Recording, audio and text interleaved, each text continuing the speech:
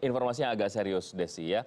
Ini tentang konservasi biota laut Indonesia. Salah satu keanekaragaman hayati kita adalah 115 jenis hiu di perairan Nusantara. Sayangnya populasi hiu di Indonesia terancam sejak tahun 70-an. Iya, dan tidak kurang dari 100.000 ton ikan hiu ditangkap di perairan Indonesia setiap tahun. Dan sirip ini adalah bagian dari hiu yang ternyata memiliki harga mahal di pasaran dunia. Sebenarnya tidak etis ya kita makan sirip hiu. Tapi tetap saja ada pasarnya begitu ya. CNN Indonesia mengupas dan menelaah berbagai isu yang kami tuangkan dalam tayangan laporan mendalam berikut ini.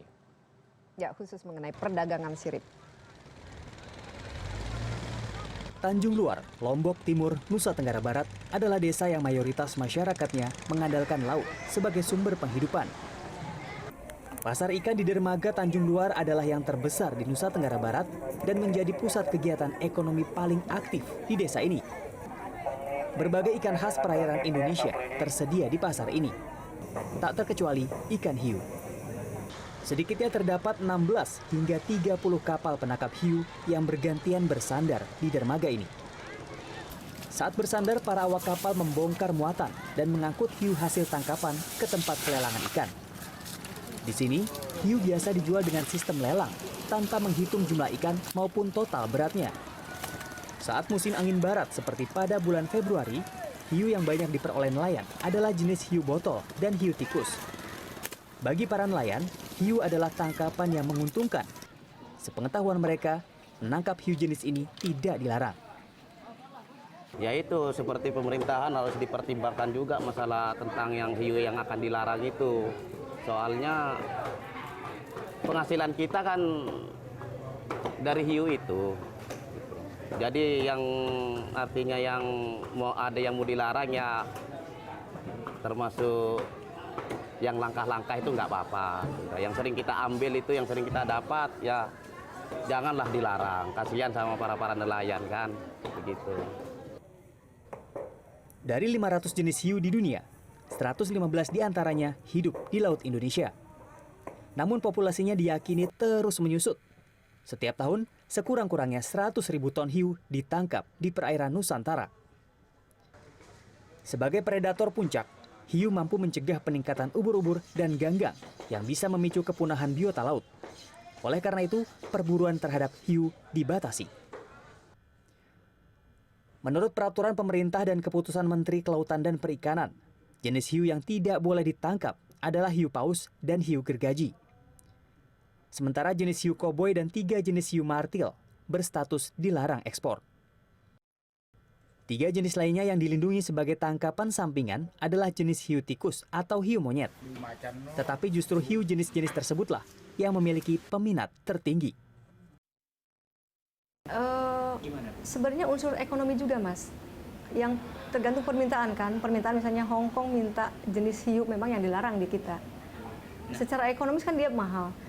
Jadi kalau dia minta ke negara lain, mereka juga nggak mau ekspor kayak kita. Karena mereka mentaati, nah Indonesia kan agak susah nih Mas untuk membina masyarakat biar enggak.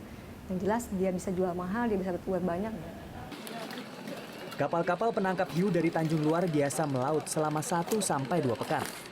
Area tangkapan mereka di Laut Selatan, Indonesia. Ikan hiu menjadi primadona karena setiap bagian tubuhnya bisa dimanfaatkan. Semuanya termanfaatkan, mulai dari sirip, kulit, hiu, tulang, gigi, termasuk limbahnya juga dimanfaatkan untuk pakan ternak. Jadi nggak ada yang sia-sia lah. Semuanya sangat mendukung untuk meningkatkan perekonomian masyarakat. Jadi kalau untuk dilarang keseluruhan nangkap hiu mungkin tidak bisa. Lokasi pengolahan ikan hiu di Tanjung Luar juga tidak pernah sepi. Di sini, hiu tangkapan nelayan yang telah dibeli para pengepul kemudian diolah. Dagingnya biasa dibuat sate dan dijual ke pasar. Bagian tubuh lainnya hampir semuanya diekspor, seperti kulit, tulang, dan yang paling mahal adalah siripnya.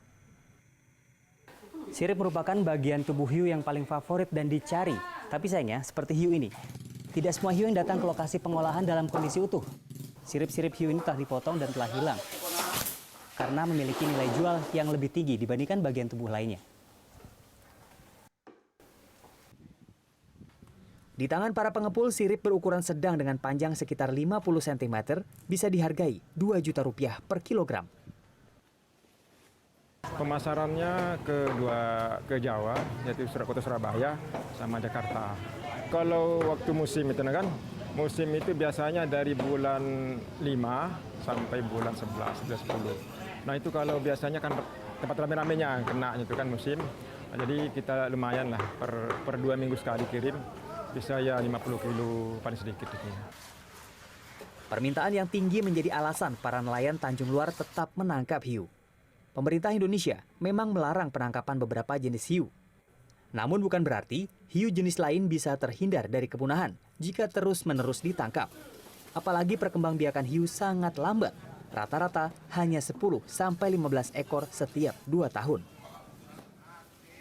Ya tentu memang secara umum hampir seluruh jenis hiu memang masuk status terancam karena hampir semua jenis hiu itu masuk kategori yang pertumbuhannya lambat dan jumlah anakan yang dihasilkan sedikit sehingga rekrutmennya itu sangat lambat. Jadi begitu ada tangkapan atau eksploitasi tentu akan mengganggu proses perkembangbiakan dan proses rekrutmennya.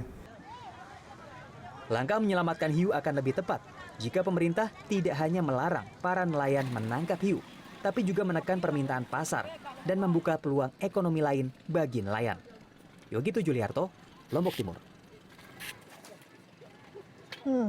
Kasihan ya nasib hiu kita ya. Dan laporan koresponden kita tadi, Yogi Juliarto, adalah bagian pertama dari penelusurannya. Nah, bagian kedua dari laporan perdagangan hiu itu kita bisa saksikan besok. Hanya di CNN Indonesia News Report mulai pukul 12.30 waktu Indonesia Barat ya. Selanjutnya